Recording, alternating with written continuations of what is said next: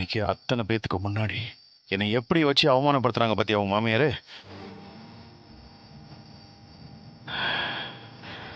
அவனுங்க ஊரு பூரா போய் இதை சொல்லுவானுங்க. இனிமே எவன் மூஞ்சில நான் முழிக்க முடியும்? இந்த பாரு, இதுக்கு மேல நம்மளால பொறுமையா இருக்க முடியாது மீனா. என்னென்ன செய்ய சொல்ற? எல்லாமே அவங்க கையில தானே இருக்கு. அதுதான் தப்பு. எல்லாம் அவங்க கையில் இருக்கிற வரைக்கும் அவங்க இஷ்டத்துக்கு ஆடத்தான் செய்வாங்க. இதை எப்படியே விடக்கூடாது.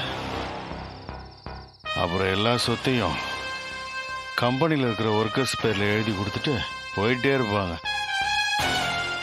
என்னங்க இப்ப என்ன பண்ணலான்னு சொல்றீங்க? உடனே சொத்தெல்லாம் நம்ம பேரில் பிரித்து எழுதி கொடுக்க சொல்லணும். அதை எப்படி கேட்பீங்க?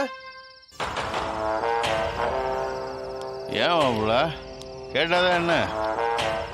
ஏன் எங்களுக்கு கேட்கறதுக்கு உரிமை இல்லையா? மாமா, இது ஒன்றும் பரம்பரை சொத்து இல்லை. நீங்க உரிமையா பிரிச்சு கொடுங்கன்னு கேட்கறதுக்கு. இது எல்லாமே ஜானு சொந்தமா உழைச்சு சம்பாதிச்சது. அதனால இந்த சொத்துல இருந்து ஒரு பைசா யாருக்காவது கொடுக்கணும்னாலும் அதை ஜானு தான் முடிவு பண்ணணும். அதுக்காக அவங்க காலத்துக்கு எங்களை அவமானப்படுத்திட்டு இருப்பாங்க. நாங்கள் எல்லாத்தையும் பொறுத்துட்டே போயிட்டு இருக்கணுமா? தப்ப உங்க மேல வச்சுக்கிட்டு ஜானு மேல கோவப்படாதீங்க. என்ன தப்பு மாப்பிள்ள? நல்லா சம்பாதிக்கணும்னு ஒரு மனுஷன் ஆசைப்படுறது தப்பா? சம்பாதிக்கணும் நீங்க ஆசைப்படுறது தப்பே இல்லை மாமா. ஆனா ஷார்ட் ரூட்ல சம்பாதிக்கணும்னு நினைக்கிறீங்க, அதான் மாமா தப்பா இருக்கு. அதுதான் ஜானுக்கு பிடிக்கல.